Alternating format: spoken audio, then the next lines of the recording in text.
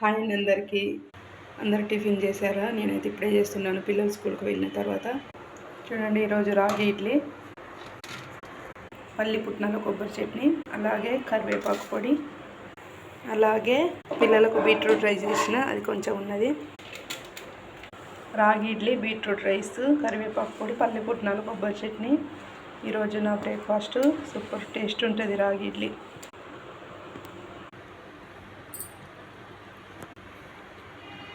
Super taste ఉన్నది.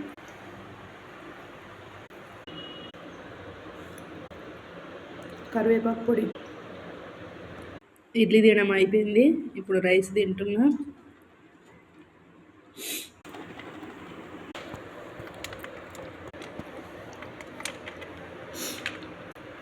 Rice కూడా super taste ఉంది. బీట్రూట్ తినని వాళ్ళకి ఇలా రైస్ చేసి పెట్టండి, హ్యాపీగా తింటారు. మస్తు టేస్ట్ ఉంది.